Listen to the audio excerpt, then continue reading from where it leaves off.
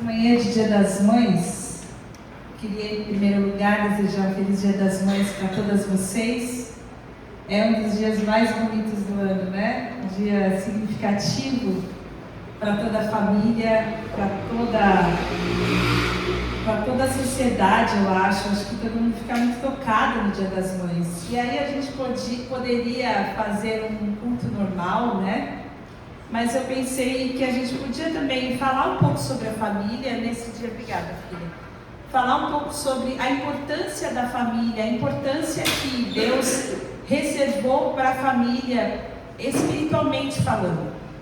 E é interessante que quando a gente vai chegando nos 50, não sei quem já está chegando perto dos 50 aqui, não é? A gente vai ficando velho. E a gente sente que a gente vai ficando velho porque a gente começa a falar assim. Na minha época, toda frase nossa começa assim. Na minha época, ou então a gente fala assim, no meu tempo, com a sua idade. A gente sabe que a gente está ficando velho quando a gente fala na sua idade. E a gente vai se reportando às pessoas mais jovens que estão perto da gente, e a gente se lembra do tempo em que a gente vivenciava, aquele tempo que eles estão vivendo, e é muito gostoso a gente chegar nessa idade que a gente tem, né, que eu tenho, e ver os nossos filhos. As mães mais velhas sabem do que a gente está falando, porque a gente acompanha a vivência, a evolução da vida dos nossos filhos, e a gente vê, passa por todos os momentos da vida deles. Eu particularmente estou mais feliz essa semana. Vocês saíram porque a minha filha foi pedida em casamento. Eu estou nojo, gente. Eu estou nojo. Vocês se desculpem que eu estou nojo essa semana. Esse ano que eu estou fazendo 50, eu só lembro de ter ficado feliz assim, no ano que eu ia fazer 18, porque eu estava desesperada para pegar a carta. E agora esse ano que eu vou fazer 50 e a minha filha ficou noiva, então eu estou insuportável. E aí a gente fica pensando nessa evolução da vida, né? Nas coisas que a gente viveu, quando a gente fala, senta com as crianças e fala da época do LP, do Discman, do toca-disco, de coisas que eles não vivenciaram. E ao mesmo tempo, eles já viveram, já nasceram na época da tecnologia, do iPad, do celular. A gente era da época do celular, quando lançaram o celular, faziam aquelas filas, vocês se lembram? Para conseguir uma linha, depois para comprar o celular. A gente viveu tudo isso. Para eles brincam com o aparelho, eles descartam o aparelho. Você abre uma gaveta, tem 3, 4 aparelhos que não prestam para nada lá. Então, há um vale, que é esse vale geracional. Uma geração, ela dura 25 anos. Então, quando a gente pega uma família que tem um avô, que nem a dona Rita que está aqui, que tem uma mãe, que tem uma filha, que nem a Luísa, que tem uma netinha, que nem a Sofia, a gente está falando de 3, de 4 gerações. E quando a gente tem gerações assim, que nem a dona Irene e a Gabi, a gente está falando já de vales, né? de diferenças, de ideias. Não só a tecnologia a gente usa porque entre o LP e o toca-disco, o Discman e a IA que a gente vive hoje, há um absurdo, né, do que a gente está vivendo. Mas também, se a gente pensa nas evoluções que houveram na sociedade, nas diferenças no modo de pensamento, no que hoje a gente considera a diferença do que é o pensamento moral da nossa sociedade, a gente entende que a nossa juventude, os nossos jovens pensam muito diferente do que os mais velhos pensam. E hoje, para que uma família viva unida, para que a gente continue vivendo e falando a mesma linguagem, para que os avós possam se comunicar com os netos, para que os pais possam manter uma comunicação e o amor e sentar na mesa e a gente manter essa unidade, a gente precisa manter a comunicação e derrubar muros, construindo pontes. Nós precisamos manter a unidade através de contínua construção de pontes de amor, pontes de comunicação. Nós sabemos que através das dificuldades que nós temos por causa das gerações e dessas rupturas naturais, nós vamos ter sempre problemas por causa das influências da nossa sociedade, e a gente precisa viver através do amor e dessa unidade, suprindo essas lacunas que existem geracionais. Mas nós somos uma igreja, e tudo que a gente vive hoje, a gente vive em torno de Cristo. A nossa vida é Jesus. A gente está aqui por causa de Jesus. A gente respira, a gente inspira, a gente é sustentado, a gente é mantido por causa de Jesus. Então, a nossa família, o nosso amor é sustentado por causa de Jesus. Então, quando a gente pensa em família e a gente olha para a nossa família, a gente sabe que é só Jesus que mantém a nossa família, é só a nossa fé. A gente olha para trás e a gente sabe que em algum momento da nossa família, a nossa família só se manteve, só se susteve por causa de Jesus. Se não fosse Jesus ali, a nossa família não teria dado continuidade. E então a gente precisa olhar e entender, dentro do contexto familiar e também dentro do reino de Deus, a importância da família. E eu queria ler com vocês um texto que Deus trouxe no meu coração pensando sobre isso, que está em Salmo 78, e ele está no versículo de 3 a 7, um texto muito lindo, é muito lindo esse texto, e ele fala o seguinte: o que ouvimos e aprendemos, o que os nossos pais nos contaram, não os esconderemos dos nossos filhos, contaremos à próxima geração os louváveis feitos do Senhor, o seu poder e as maravilhas que fez. Ele decretou os estatutos para Jacó, e Israel estabeleceu a lei, e ordenou aos nossos antepassados que ensinassem aos seus filhos, de modo que a geração seguinte a conhecesse, e também os filhos que ainda nasceriam a eles, por sua vez, contassem aos seus próprios filhos. Então eles porão a confiança em Deus, não esquecerão os seus feitos e obedecerão aos seus mandamentos. Aqui o salmista está falando sobre a nossa missão como família. E ele está falando sobre nós contarmos o que nós ouvimos e aprendemos. E nós contarmos aos nossos filhos o que nós ouvimos e aprendemos dos nossos pais. E ele está falando sobre algo muito importante, muito visceral, de quando nós decidimos formar uma família. Quando um casal decide formar uma família, e esse casal é um casal cristão, ele está assumindo diante de Deus uma missão. E essa missão é uma missão de levar adiante um legado de fé. Esse legado de fé, ele é um legado de dar a continuidade através da próxima geração, de que essas próximas crianças confiem em Deus, que essas próximas crianças, que os seus próximos filhos possam conhecer a Deus, terem a identidade do reino de Deus, possam colocar a confiança em Deus e possam ter um comprometimento com a palavra de Deus. É interessante esse legado de fé, porque nós nos comprometemos através dessa missão a contar aos nossos filhos.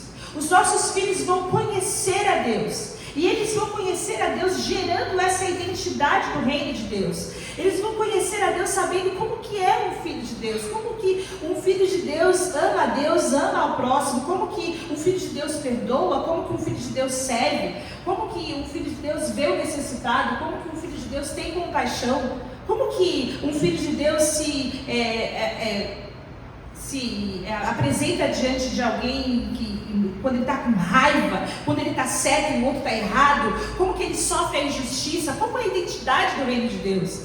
E ele vai então aprender a ter a confiança no Senhor, e ele não vai se esquecer das maravilhas e dos feitos do Senhor, e nesse momento ele vai assumir a missão.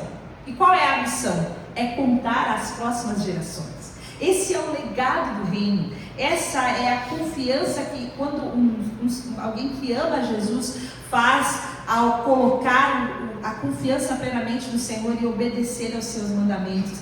esse conhecimento da palavra é gerado de uma forma tão profunda, que esse jovem está pronto para assumir então um novo compromisso e, obedecendo a palavra, assumir a missão e também ter novos filhos que também vão conhecer o Senhor, também vão gerar uma identidade do reino e também vão contar às próximas gerações, e a gente vai chegar aqui e a gente vai ter novas famílias que amam ao Senhor. E esse é o legado, esse é o reino de Deus. E às vezes a gente entende que a gente tem tantas responsabilidades como pais. Tem tantas... As pessoas falam, nasce uma mãe e nasce uma culpa. E a gente se preocupa com tantas coisas, tantas obrigações. E a maior de todas as responsabilidades que nós temos é essa de refletir o poder e as maravilhas para que os nossos filhos possam conhecer o Senhor e colocar a confiança deles no Senhor, para que a nossa vida espiritual seja levada tão a sério que os nossos filhos possam contemplar as maravilhas do Senhor nas nossas vidas. Esse é o nosso maior legado. Eu queria dar um exemplo de 3 mulheres que possam servir de inspiração para nós, não só para as mulheres, mas para os pais também e para os jovens também, porque nós vivemos essa geração. Nós estamos inspirando essas gerações desses jovens que estão olhando para essas crianças, estão olhando para vocês jovens, eles estão vendo como é ser um jovem. Nós estamos gerando um exemplo, nós estamos gerando o desejo desses jovens pequenos de serem como vocês são. Nós somos aqueles que estão marcando essa geração. Nós somos aqueles que estão semeando a fé no coração dos pequenos. E quando nós temos exemplos de fé, nós precisamos entender como que essas pessoas se portaram, que exemplo é esse que a palavra nos dá. Eu queria deixar 3 mulheres que nos desafiam com qualidade de caráter e de pessoas transformadas por Deus. São 3 mulheres muito conhecidas, que são Ana, Joquebede, eu sei que vocês lembraram da musiquinha, e Eunice, que é a mãe de Timóteo. E a primeira delas é Ana. Ana é um exemplo de mulher que cria e que entrega o seu filho para Deus. Eu amo muito a história de Ana. Ana era a mãe de Samuel. Vocês conhecem a história de Ana? A história de Ana está no livro de 1 Samuel. Ana era casada com um homem que chamava Eucana. Naquela época, o homem podia ter mais de uma mulher. Eucana tinha uma mulher chamada Penina. Penina tinha muitos filhos e Ana não tinha filhos. E Eucana era uma rival, e ela era uma rival muito má, e ela zombava, e ela perturbava muito a Ana, e humilhava muito a Ana pela Ana não ter filhos, e ela levava toda essa humilhação a Deus em oração, e ela clamava muito a Deus, porque ela desejava muito ter um filho, e ela chorava, e ela clamava, e um dia ela fez um voto a Deus, que se um dia ela tivesse um filho, ela entregaria esse filho para que ele servisse ao Senhor.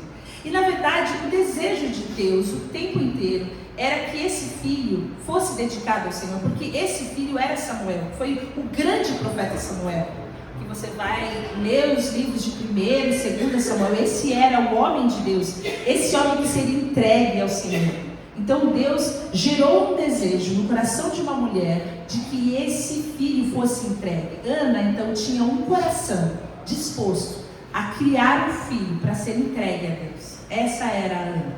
E esse filho foi o filho dedicado ao Senhor. Essa Ana era uma mulher que dedicou e ofereceu o seu melhor para Deus. E ela, quando entrega o seu filho para Deus, se você lê isso no capítulo 2, versículo 1, versículo 2, você vê que ela não entrega chorando, ela não entrega pesarosa. Depois de muito tempo que ela demorou para engravidar, você não vê ela fazendo isso lamentando, você vê ela entregando seu filho para Deus com muita alegria, com júbilo, reconhecendo a santidade de Deus, entregando para Deus com adoração, com alegria, reconhecendo o conhecimento, o poder, a santidade de Deus. Então Deus era o centro de todas as coisas. O texto fala que Ana entrega Samuel desmamado, plenamente tratado e preparado. Isso quer dizer que Ana preparou o filho para entregar a Deus. E eu acho isso de algo muito profundo para nós. Porque quando nós temos a convicção convicção de que nós temos filhos para servir ao Senhor, quando nós temos a convicção de que nós temos um legado de fé, que nós temos uma missão ao gerar filhos, que nós temos uma missão de levar filhos para conhecer ao Senhor, até que eles possam colocar a sua confiança em Deus e assumir a missão deles. Nós estamos preparando filhos para uma missão. Nós estamos preparando homens que vão assumir a missão de serem sacerdotes de um lar. Estamos preparando mulheres que vão assumir a missão de serem mulheres que cuidarão de filhos e filhas, que assumirão a missão um dia. E serão então filhos e filhas que um dia serão servos de Deus. Vocês conseguem entender? Então nós estamos preparando filhos e filhas que servirão ao Senhor. Então nós seremos pessoas como Ana, que prepararemos filhos e filhas para servir ao Senhor. Quando nós temos essa consciência, nós temos a consciência que nossos filhos pertencem ao Senhor e que nós estamos criando filhos e filhas para entregar ao Senhor, porque essa é a resposta de quem tem um legado de fé, que nossos filhos não pertencem a nós, pertencem ao Senhor. Muitas vezes nós criamos filhos para o sucesso. Nós criamos filhos para que eles façam dinheiro, nós criamos filhos para que tenham um bom casamento, nós criamos filhos para que tenham um sucesso no esporte, ou um sucesso nos afazeres domésticos, mas nós não criamos filhos para Deus. E quando nós fazemos essas coisas, nós estamos criando filhos para algo finito. Quando nós criamos filhos para Deus, nós estamos criando filhos para algo que é eternidade. De fato, nossos filhos vão trabalhar, mas eles vão trabalhar para Deus. Nossos filhos vão fazer dinheiro, podem fazer muito dinheiro, mas eles vão fazer isso para Deus. Nossos filhos vão se casar, se Deus quiser, mas eles vão fazer isso para Deus. E em tudo que eles fizerem, quer que eles comam, quer eles bebam, em tudo que eles fizerem, eles vão fazer isso para a glória de Deus. Esse é o contexto quando nós criamos filhos para a glória de Deus, criamos filhos para assumirem a missão, criamos filhos para conhecerem e confessarem a Cristo como Senhor, para assumirem a identidade de filhos de Deus e principalmente para colocarem a confiança deles em Deus e não se esquecerem dos feitos do Senhor e assumirem a missão deles no reino. Eu acho lindo a palavra de Ana. Aqui o texto fala que nossos filhos pertencem ao Senhor, entregar ou devolver nossos filhos a Ele é a única resposta lógica para uma família que ama ao Senhor. A Ana, em sua oração, em Samuel 1, 26 a 28, quando ela faz a oração, ela diz o seguinte: meu Senhor, juro por tua vida que eu sou a mulher que esteve aqui ao teu lado, orando ao Senhor. Era este menino que eu pedia, e o Senhor concedeu-me o pedido. Por isso agora eu me dedico ao Senhor, por toda a sua vida será dedicada ao Senhor. E ali adorou ao Senhor. Ela dedicou o filho dela ao Senhor, e esse deve ser a nossa oração, todos os dias. Eu acho lindo quando nós entregamos o momento da consagração de uma criança ao Senhor, quando nós temos um momento em que as mães vêm até aqui. Nós tivemos recentemente a filhinha da Carla, o filhinho do Rafael aqui, e nós dedicamos essa criança ao Senhor, porque é esse momento de entrega, onde nós reconhecemos que tudo vem do Senhor e nós devolvemos esse filho para o Senhor, para que o Senhor possa cuidar, para que o Senhor possa fazer a sua vontade na vida dessa criança. Mas essa entrega é diária. Todos os dias nós reconhecemos que é o Senhor quem cuida dos nossos filhos, e a vontade do Senhor deve ser feita na vida dos nossos filhos, porque os nossos filhos pertencem ao Senhor. Nós somos apenas mordomos, nós somos responsáveis por cuidar e ordenar a vida deles para que a vontade do Senhor de fato seja feita na vida deles. A segunda mulher é a Joquebede. Joquebede era a mãe de Moisés.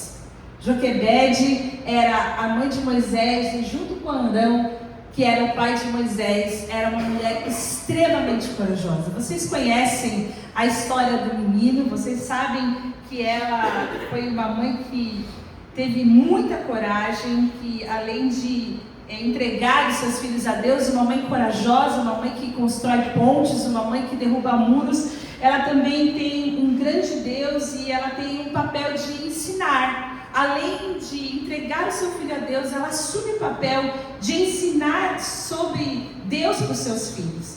E o mais importante ensino atitude que Joquebede deu para Moisés foi sobre a identidade dele. De todas as coisas que nós vemos na vida de Moisés, que me chamam mais atenção, é que quando ele estava entre os egípcios, já na idade adulta, ele vai ver os seus irmãos. O texto fala. Ele vai lá no meio dos judeus e ele vai ver os seus irmãos.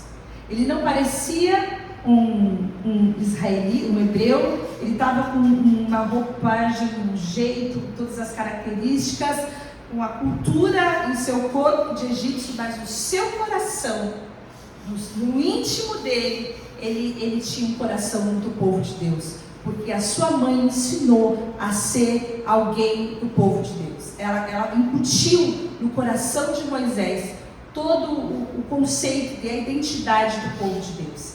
E ela era uma mulher corajosa que protegeu seu filho pela fé. Ela teve coragem para resistir o decreto que mandava matar todos os meninos. Ela planejou a salvação do seu filho e ela ensinou sobre a sua verdadeira identidade. A gente, quando lê o capítulo 2, vê que Moisés, quando era adulto, visita os seus irmãos. E quando a gente lê sobre a fé, em Hebreus 11, 23, fala que pela fé Moisés, recém-nascido, foi escondido durante 3 meses por seus pais, pois estes viram que ele não era uma criança comum e não temeram o decreto do rei. Essa fé não era a fé de Moisés, era a fé de Joquebede, era a fé de Anã. Ela teve fé para esconder esse menino durante 3 meses. Ela teve fé para saber que esse menino era um menino de acordo com a vontade de Deus. E ela teve fé para se colocar diante da filha de Faraó, e fé suficiente para implantar no coração desse menino e ensinar a esse menino a ser alguém do povo de Deus. Então nós, como pais, precisamos ensinar aos nossos filhos o que é ser um filho de Deus.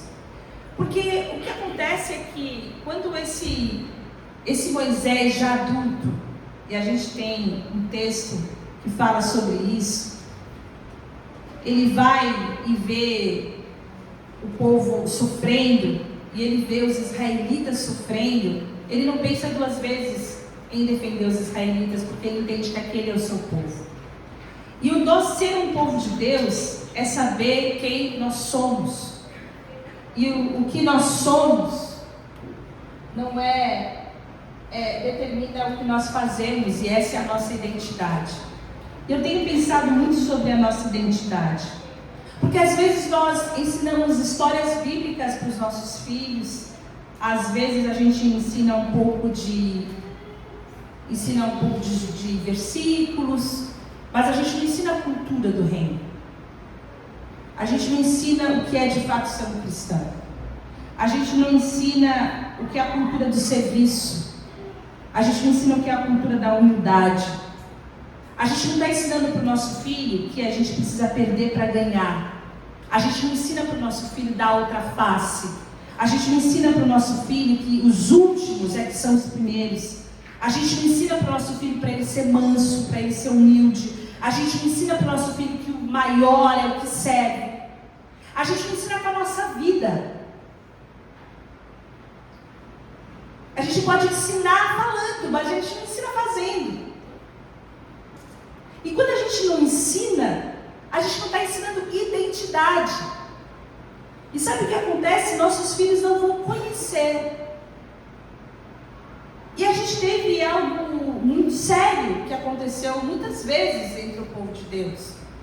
Quando eles ouviram falar, mas eles não vivenciaram, não experimentaram aquilo. Quando aconteceu isso em Josué, por exemplo, na história de Josué, uma geração inteira se perdeu, porque eles não experimentaram, não vivenciaram, não tiveram uma experiência com Deus. Então a geração seguinte se perdeu e serviram aos balaíns, etc. e tal. E essa é uma experiência muito triste, quando uma geração inteira se perde, porque ela não vivencia, não experimenta e não conhece a Deus, porque perde a identidade. Não importa somente a gente contar histórias e ensinar versículos sem a gente vivenciar e conhecer. Nós precisamos ensinar a identidade do reino. Conhecer a Deus é conhecer a identidade, é vivenciar, é experienciar, é uma responsabilidade madura emocionalmente, dar o suporte, é a mãe sair do centro e colocar Jesus no centro, instruir a criança no caminho que deve andar, é nós vivermos todos os dias vivendo com os nossos filhos, para que eles possam conhecer de verdade o que é o reino de Deus. Tem muitas coisas que nós ensinamos para os nossos filhos. Eu sei que os nossos filhos são bons em muitas coisas. Eles são experts em muitas coisas. E eu me pergunto se eles sabem quem é Jesus. Se eles sabem quem é o Espírito Santo. Se eles conhecem a obra do Espírito Santo. Se eles sabem como o Espírito Santo age. Se eles entendem, estão prontos para falar dos feitos e das maravilhas do Senhor. E nós temos alguns exemplos, como Moisés, como a filha de Naamã, por exemplo, que foram levados muito cedo para longe de seus pais. E eu me pergunto, se o seu filho fosse levado para longe de você, como nessas histórias, será que ele estaria pronto para levar a fé dele a cabo até o final da vida dele? Se com a vida e a identidade de fé que você plantou no coração dele até hoje, ele conseguiria seguir a Jesus até o final da vida dele, o que você plantou no coração dele até hoje? Isso foi o suficiente. Essa não é sobre apenas decorar alguns versículos e conhecer algumas histórias, é sobre identidade, é sobre conhecer a Deus com profundidade. Vocês entendem isso? É sobre colocar a confiança no Senhor. É sobre não se esquecer de nenhum dos seus benefícios, sobre você assumir a missão. E é saber se você tem um filho que adoraria o Senhor, se é que essa bagagem, esse legado espiritual faria com que seu filho ficasse firme com o Senhor. E a última pessoa, a última mulher que a gente tem como exemplo é Eunice. Eunice é a mãe de Timóteo. E essa mãe é o exemplo de uma mãe que não tinha um pai do seu lado. E é a história de muitas mães. Muitas mães que caminham sozinhas, às vezes, na fé, porque não tem seus maridos. Os seus maridos faleceram, como no caso da mãe de Timóteo. O seu marido era grego e ele não conhecia Jesus, mas ela era uma mulher de fé. A história sobre o seu marido ser grego, ela está em Atos 16:1. Mas quando Paulo fala de Timóteo, ele fala sobre um homem que tinha uma fé não fingida, que primeiro habitou em sua avó Lóide e em sua mãe Eunice. E ele fala: eu estou convencido que também habita em você.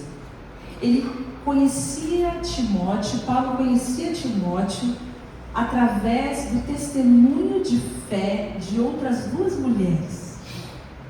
Havia um legado de fé na vida da avó, que foi conhecido na vida da mãe e agora foi transmitido para a vida do filho. Igreja é isso, família de fé é isso. Você vai se lembrar de algumas famílias assim. Você vai conhecer algumas pessoas que você vai saber, a avó dele orava por ele. Eu lembro da avó dele pondo o joelho no chão e orando por ele. Você vai se lembrar disso. Você vai se lembrar de mulheres de oração.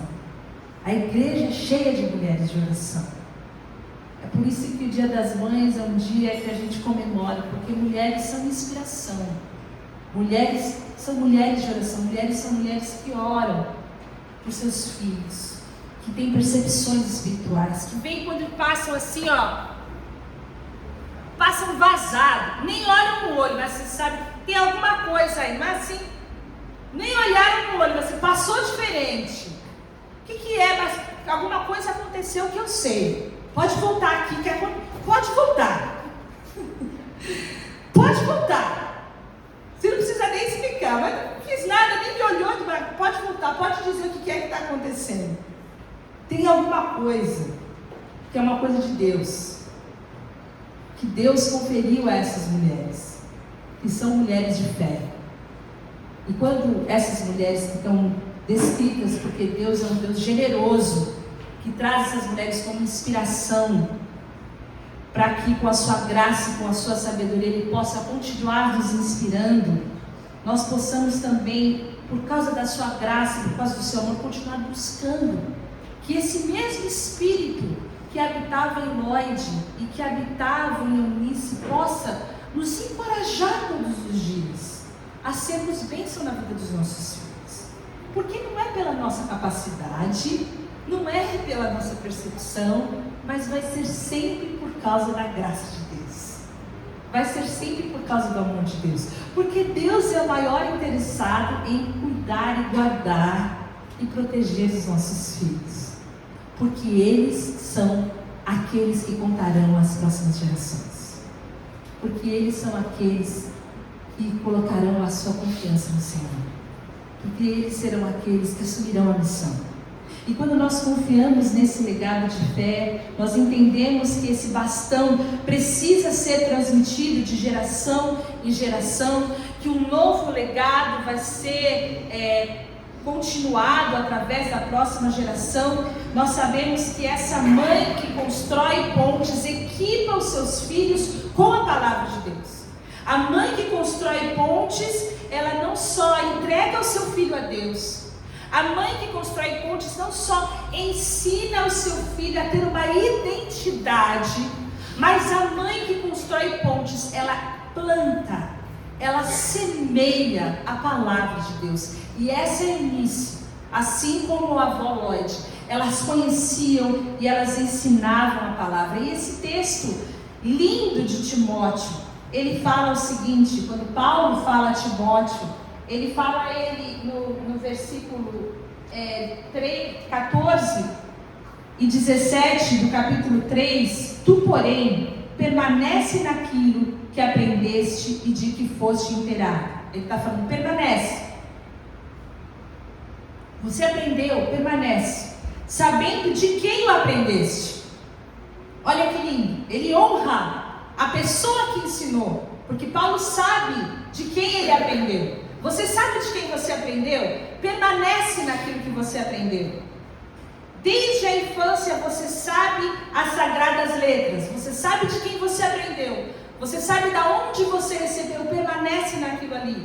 Você pode se tornar sábio para a salvação pela fé em Cristo Jesus. Olha que honra que Paulo está dando para a mãe e para a avó daquilo que eles receberam. E aí ele fala, toda a escritura é inspirada por Deus, é útil para o ensino, para a repreensão, para a correção, para a educação na justiça, a fim de que o homem de Deus seja perfeito e perfeitamente habilitado para toda boa obra. Essa é a palavra de Deus.